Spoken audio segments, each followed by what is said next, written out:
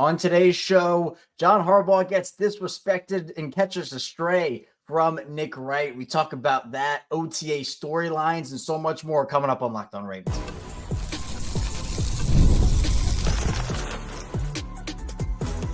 You are Locked On Ravens, your daily Baltimore Ravens podcast.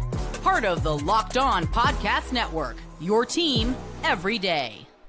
Welcome in to another edition of Locked On Ravens, your daily Baltimore Ravens podcast. I'm your host, Kevin Oestreicher of Ravens Wire, here with you on the Locked On Podcast Network, your team every day. Thanks so much for being here today and making Locked On Ravens a part of your day and your first listen each and every single day. We're free and available on all podcasting platforms. That includes in video form on YouTube, where you can like and subscribe to the channel, and in audio form where you can follow along and subscribe wherever you get your podcast. We're 5 days a week here on Locked On Ravens, even on holidays, as it is Memorial Day. So a happy Memorial Day to everyone out there, and we are here for you. So again, even on holidays, Thanksgiving, Christmas, 4th of July, Memorial Day, all the holidays, we are here for you 5 days a week, regardless, on Locked On Ravens, bringing you that daily Ravens coverage. And of course, with it being Memorial Day, I do want to, first of all, express my gratitude for everyone who's fought and put their lives on the line for this country. Obviously, we're celebrating and remembering those who have fought for this country today. So I just wanted to again, make sure that we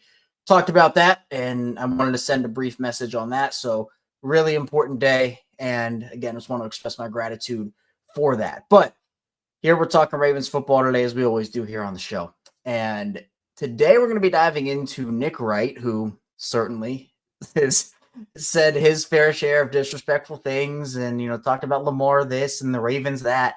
Well, this was actually not even a segment about the Ravens, and John Harbaugh ends up catching a little bit of a stray without even really being talked about by Nick Wright. This was a segment on Nick Sirianni, so we'll talk about what this actually was in the first part of the show. Then we'll dive into OTA storylines as they are coming up tomorrow, and we'll certainly be diving into players to watch on tomorrow's show and just kind of getting you fully ready for that as we gear up for it. But talk about some of the bigger OTA storylines, in my opinion.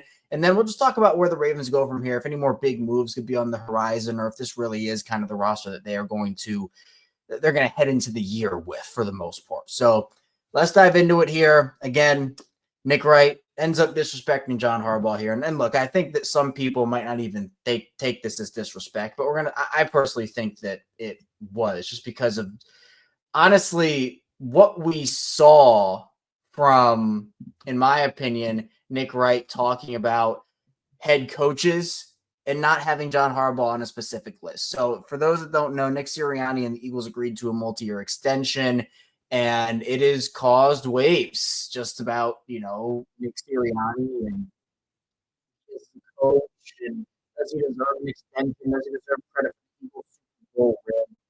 Nick Wright talking about that on first. And Nick Wright decided to bring up a list of his top 5 head coaches. John Harbaugh was not on this list. It was Andy Reid, Sean McVay, Kyle Shanahan, Jim Harbaugh, and Mike Tomlin, 1 through 5. And look, you might not think John Harbaugh is a top 5 head coach, and that's completely okay. I get it. I get it. Then Nick Wright revealed 5 more coaches. Kevin O'Connell 6, Matt LaFleur 7, Pete Carroll 8, Dan Campbell 9, and Sean Payton 10. John Harbaugh was on his honorable mentions list. And I'm actually kind of excited to talk about this today, because I know John Harbaugh is a very controversial topic. It seems like there's no really middle ground with John Harbaugh these days. It's either, it feels like the fan base either loves him or hates him. It doesn't feel like, and I'm sure there is middle ground, but, it just feels like there are so many differing opinions on very extreme ends of each end of it. But not having John Harbaugh on a top 10 head coach list in the league, regardless of how you feel about him, to me is pretty disrespectful, especially some of the guys that are on this list ahead of him. Like, again, Andy Reid, Sean McVay, no problem with those two being ahead of John Harbaugh. No problem at all. Look, I'm not going to sit up here and tell you John Harbaugh is the best coach in the league. I'd be lying to you. Like, it's just not true. But to me, I get that. Oh man, there's so many different angles I can attack this from. I don't even know where to start. Let's start with this. John Harbaugh has been a staple for the most part of consistency for the Ravens over the course of his tenure with the team. But with that does come the "what have you done for me lately" idea in the mindset that is true across the league.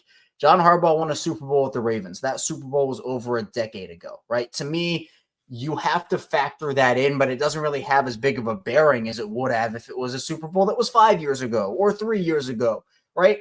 Because, and what have you done for me now lately? Well, John Harbaugh on this Ravens team, based off of the rosters that they have, they're Super Bowl contenders for the most part each season, barring injuries.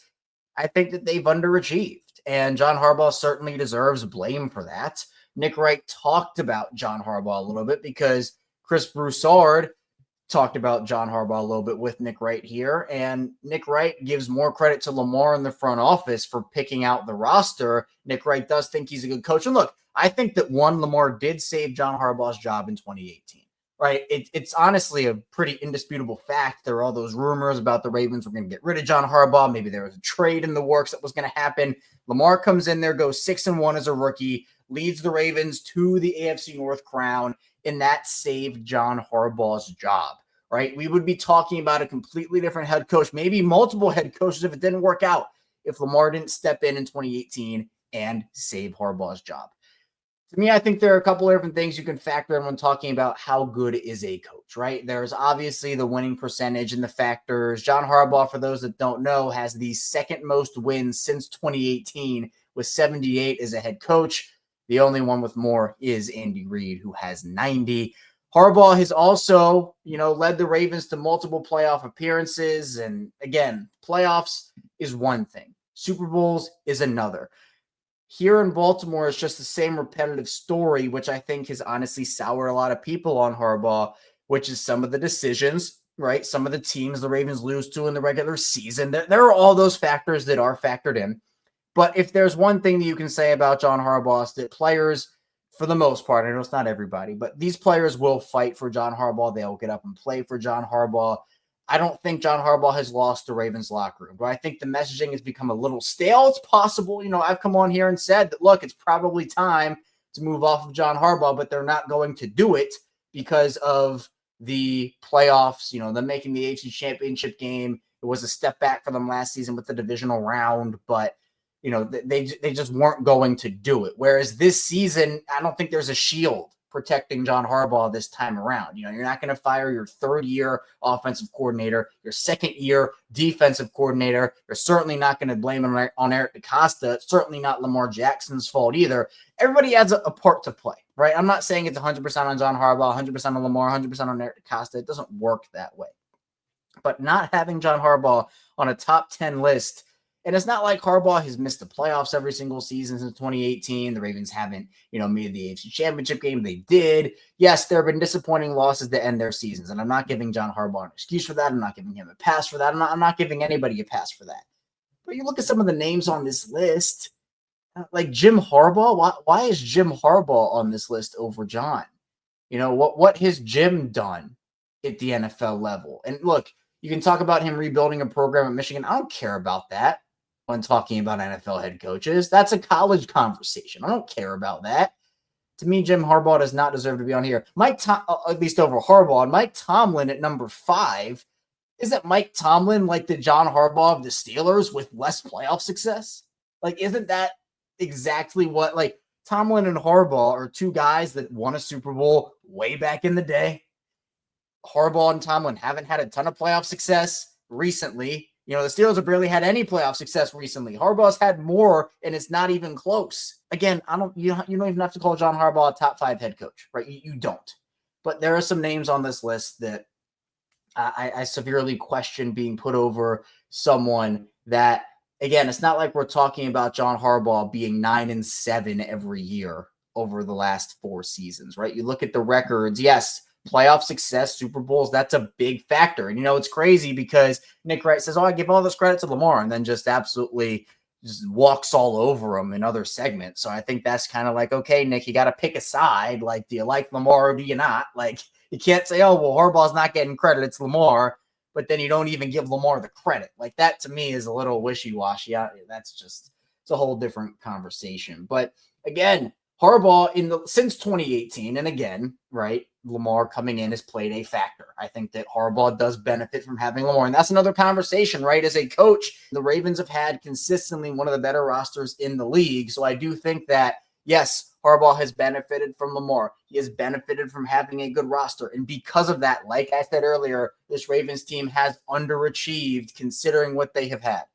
Because they've gone 13-4. They went that in 2023, a 12-5 year in 2024. They went 14-2 in 2019, and they don't even have a Super Bowl appearance to show for it, right? So to me, this is it for John Harbaugh. I have said that. If it is anything less than the AFC Championship game, I'm getting rid of John Harbaugh.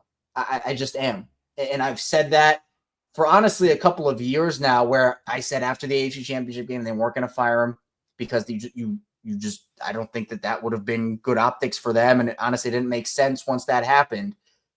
But then you take a step back in the divisional round. That was like the last life for John Harbaugh, in my opinion. Like now it's Super Bowl or bust, literally, for John Harbaugh. AFC Championship game at an absolute minimum.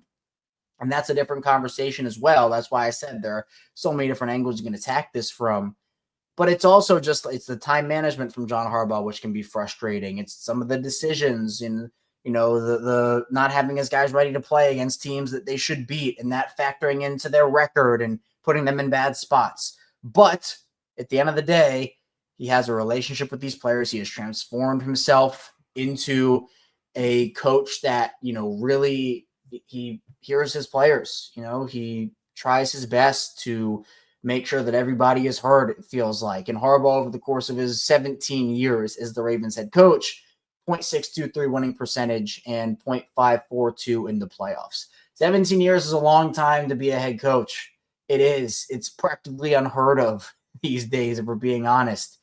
But again, it doesn't matter that he won a Super Bowl back in 2012 when you're talking about him today, right?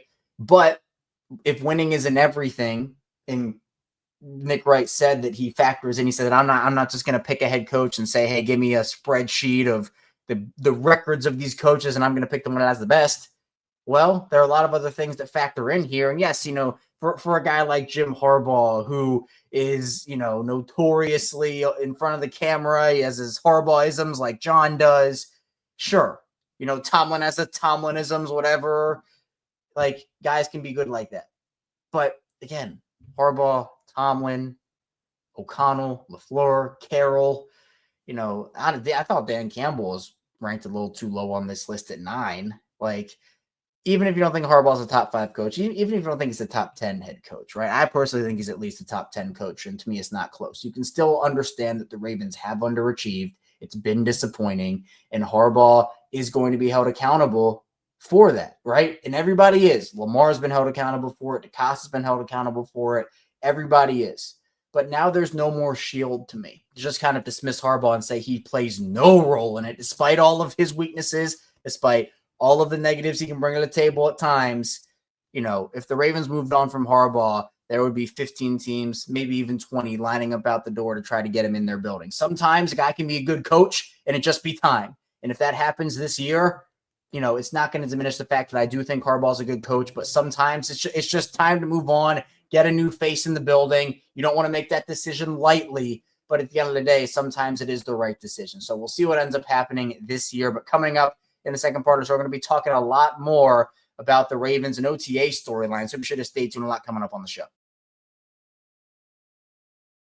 First, the show is brought to you by Monarch Money. If you've ever checked your bank account like me and wondered, where'd all my money go? I understand what you're thinking there, because for me, sometimes your money can just be gone like that. And I'm looking into getting a whole new setup here for the show. And for me, that's a lot of online shopping, trying to figure out how much I need to budget in, and Monarch Money can come in and really help you with that, because it's your personal CFO, which gives you full visibility and control over your finances. Now, for Monarch Money, it's so helpful because it's not just a budgeting app. It's actually a complete financial command center. So you can track all your accounts, investments, and spending in just one place. So you're not just managing your money, you're also building wealth. So to me, you can have a lot of different apps. I used to have that, where you had multiple apps juggling a lot of different things, Monarch can be your go-to place to check finances, track spending, and even plan for long-term goals. So take control of your finances with Monarch Money. Use code LOCKEDONNFL at monarchmoney.com for 50% off your first year. That's monarchmoney.com, code LOCKEDONNFL for half off your first year.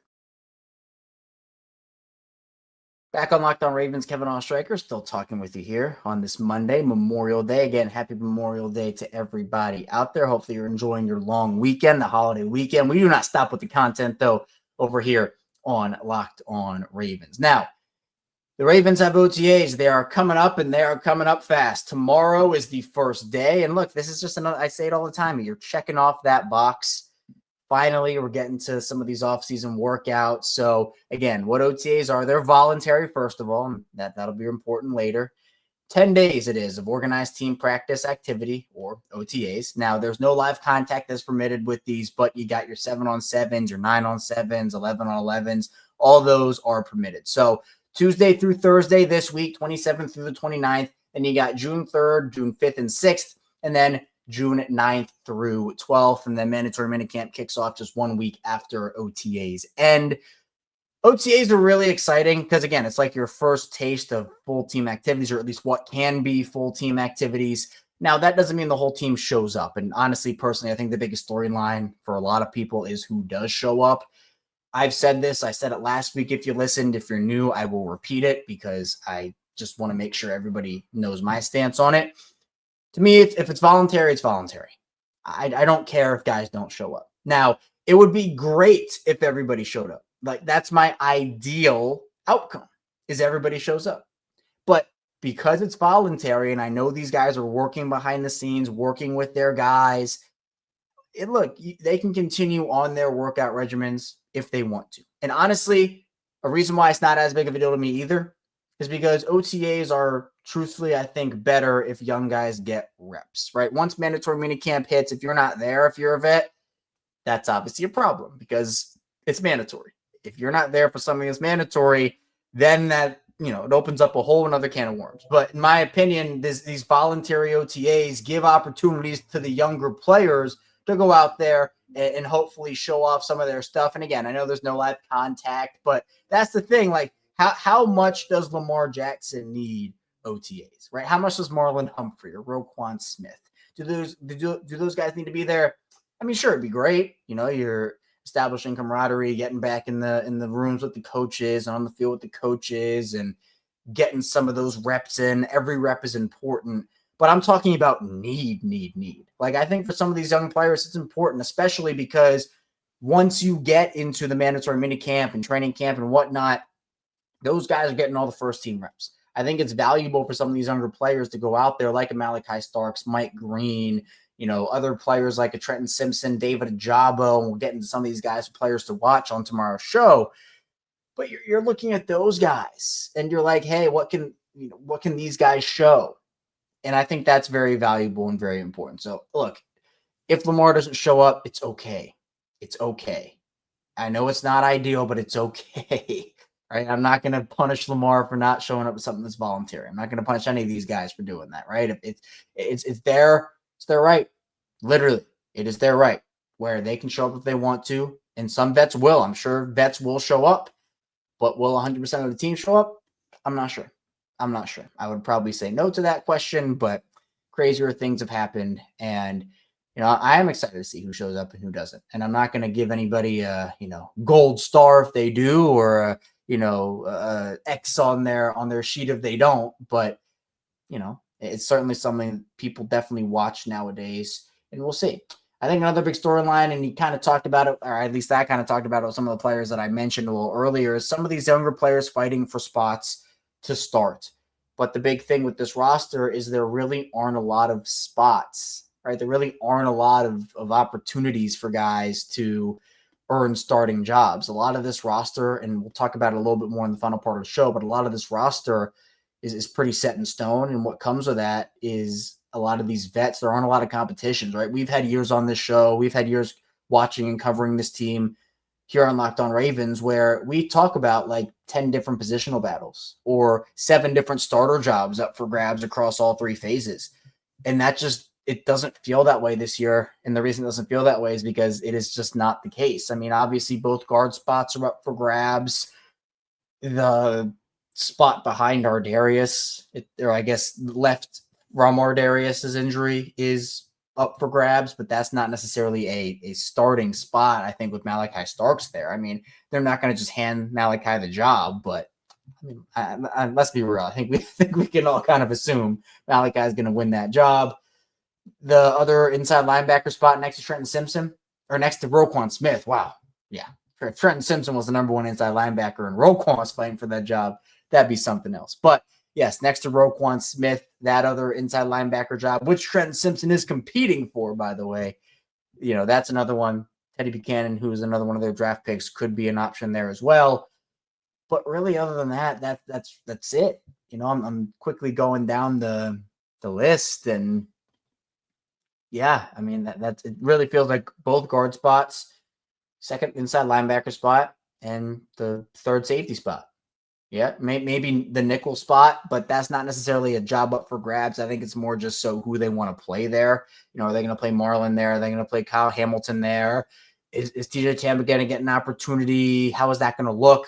So, I think that's a big storyline is like, can a guard step up at OTAs and show, hey, maybe I can do something here for you? The coaching staff sees that, they make a note of it. And then once training camp comes, maybe that guy gets a spot. Maybe that guy gets a job. Now, it's unfortunate Emory Jones won't be able to participate in this, but we'll see what happens there. But, you're not going to get a ton of takeaways from OTA. Certainly, there will be some. We'll talk about those. But as the check boxes get checked off and we move further and further, deeper and deeper into the offseason, we'll get a better idea of who looks good where, who's doing well, who's not. But OTA is certainly that first step into football being back in terms of on-field activity past rookie minicamp. So coming up in the final part of the show, we'll talk about where the Ravens go from here. Could they make any big swings, or is this largely the roster they'll be looking at? So stay tuned. A lot coming up on the show.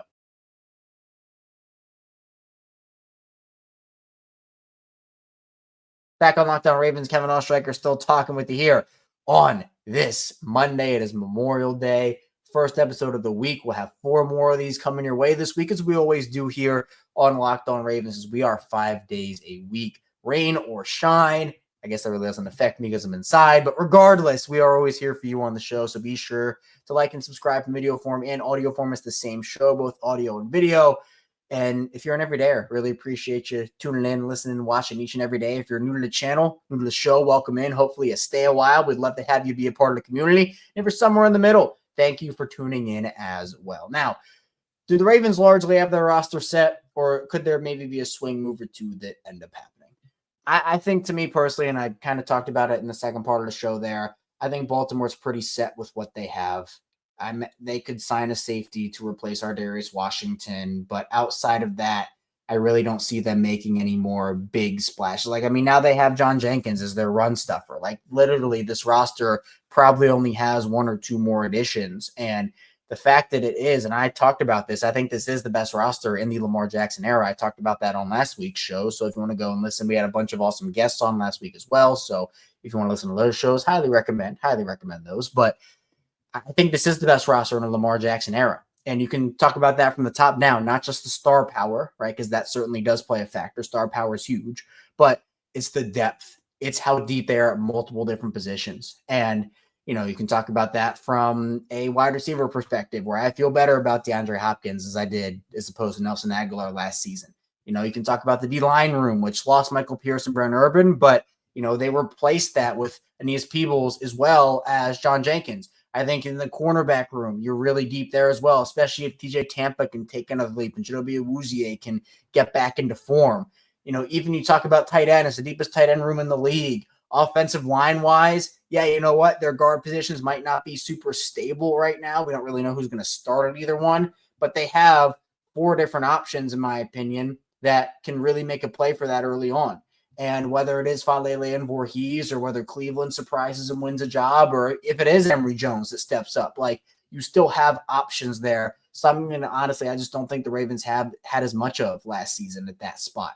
And I think that, look, the depth on the offensive line, it gets a little dicey in terms of some inexperience there, particularly at the tackle spot where, yes, you do have now Joe Noteboom. And that's another guy that you can step up and have him play swing tackle if you want to, extra offensive lineman, although I think that role honestly will be Ben Cleveland this season with Josh Jones no longer there. But again, it's like running back. You're 4 deep right now. At the quarterback spot, Cooper Rush, who you sign, is one of the better backups in this league. And obviously you have a guy named Lamar Jackson. He's pretty good if you didn't know who he was. And you might not know, but Lamar's pretty good. I'll let you know that right now. But other than that, it's like, yes, your roster's deep. So what does that mean? Well, it means that you're probably not going to make another big move. Now, that doesn't mean they're not going to make a move at the trade deadline or anything like that. Or maybe if a guy gets cut unexpectedly, his roster cut downs get going, maybe they bring that guy in, because you can never have enough good players. It just is what it is. I mean, Ozzie Newsome, always the position he talked about was cornerback, and rightfully so. But right now, would I expect the Ravens to make a big swing before the season starts? I don't. I don't. The only one that I would see is potentially a safety. And I've seen this conversation a couple of times, and I'll just bring it up to talk about a move that I could maybe see happening. And this is pretty out of left field, if we're being honest. But Jalen Ramsey, and you move him to safety. And he's your Darius replacement. A lot of these guys, as they get older, they transition into more of safety roles. Obviously Jalen Ramsey is not the same player we saw in Jacksonville or his Los Angeles days for the majority of his time there, right? Miami it's a tough go for him. I know that they're trying to work out trade situations over there. Miami's just a weird team right now, but I wouldn't, that's one where maybe I could see it happening, but honestly, I don't really see them doing anything like that before the season starts. And they like to carry money over for the trade deadline for injuries that will happen. And it's unfortunate, but it will happen. It happens to every team. So right now, I think they're pretty set. And I think that you should feel good. Like, I feel good about their roster right now. I feel the best I've ever felt about their roster. And that is with the 2023 team, and honestly 2024 and 2019. And that 2019 team, that was liking that roster going into the year. That team overachieved, and they were awesome. They were great. That was my first year covering the team was 2019 on Locked On Ravens here. But you just, that team overachieved compared to what they were 14-2, because nobody expected Lamar to have the year that he had. Where obviously now there are the expectations surrounding. That's actually something I didn't even mention in the head coach conversation we had in the first part of the show. Is expectations also play a big role in that, which I think is why it is so disappointing for what John Harbaugh has had at his disposal, why the Ravens have not won anything, why that is, such a sore spot for a lot of people. This isn't like Sean Payton in Denver, where that team overachieved. They lose to Buffalo in the wild card, and they're like, oh, hey, you know what? That's awful, but great year. Great. You feel good about that. We're not in that era right now for the Ravens, right? It's Super Bowl or bust. So I think that Baltimore, with this roster, is 100% Super Bowl or bust. It's why I am so on the train of, if John Harbaugh can't get it done with this roster, then, what roster does he need? It just feels like that is it. So we'll start with John Harbaugh. We will end with John Harbaugh here on Locked On Ravens. That's all I have for you here today on the show. Really appreciate everybody for tuning in today. We'll be right back here tomorrow talking more Ravens. So be sure on the way out to hit the like and subscribe button in video form, follow along and subscribe in audio form, and I will see you right back here tomorrow on Locked On Ravens.